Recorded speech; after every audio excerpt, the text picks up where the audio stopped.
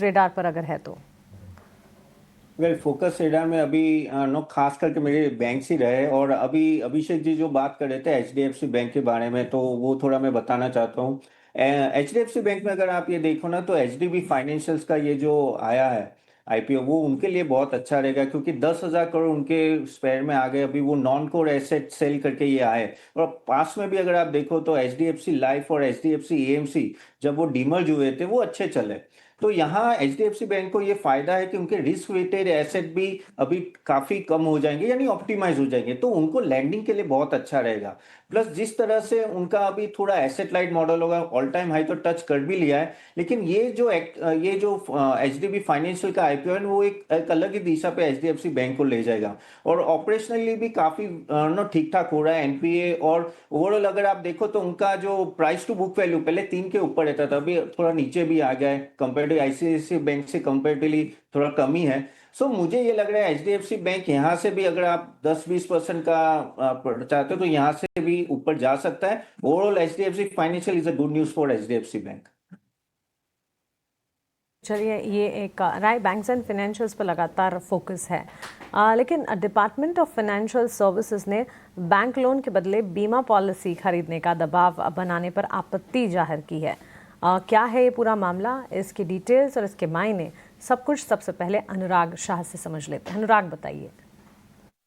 Department of financial services के द्वारा बैंकों को निर्देश दिए गए हैं कि जो लोन देने का फैसला है बैंक का, वो इंश्योरेंस से जुड़ा हुआ नहीं हो और इंश्योरेंस और लोन दोनों में किसी भी तरह का लिंक नहीं हो। बैंक को ग्राहक को इंसिस्ट नहीं करना है कि वो अगर लोन तभी देंगे अगर पॉलिसी होल्डर के द्वारा या कस्टमर के द्वारा इंश्योरेंस लिया जाएगा, और ये दोनों फैसले जो ग्राहक के हैं वो पूरी तरह से सेपरेट होने चाहिए। ये निर्देश जो है डीएफएस के द्वारा बैंकों को दिया गया है। डीएफएस ने यह भी कहा है कि बैंक एश्योरेंस चैनल यानी बैंकों के जरिए जो इंश्योरेंस बेचा जाता है वो उन्हीं लोगों के द्वारा बेचा जाए जो जिन्हें इंश्योरेंस की समझ हो और वो डेडिकेटेड प्रोफेशनल हो, ना कि लोन ऑफिसर हो जो लोन भी बेचते हैं उनके द्वारा ही इंश्योरेंस भी बेचा जाए। तो इसके पीछे मकसद ये है कि पूरी प्रक्रिया में ट्रांसपेरेंसी हो और मिस सेलिंग को रोका जा सके, यही सरकार का मकसद है। इसके अलावा हमारे सूत्र ये भी बता रहे हैं कि हाल में सरकार की और आईआरडीए की जो बैंक एश्योरेंस मॉडल के नियमों में बदलाव की कोई तैयारी नहीं है, कोई इच्छा इरादा नहीं है।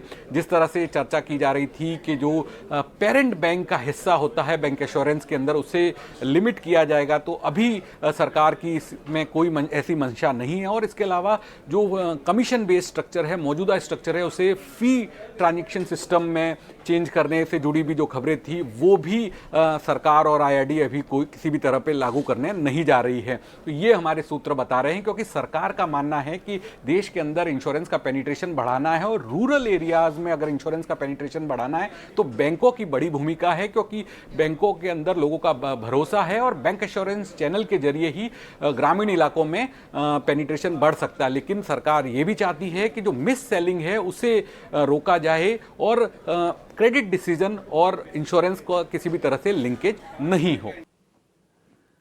ठीक है अनुराग, देखिए डेवलपमेंट तो अच्छा है, अब इसका अनुपालन कितना हो पाता है ये थोड़ी देखने वाली चीज होगी।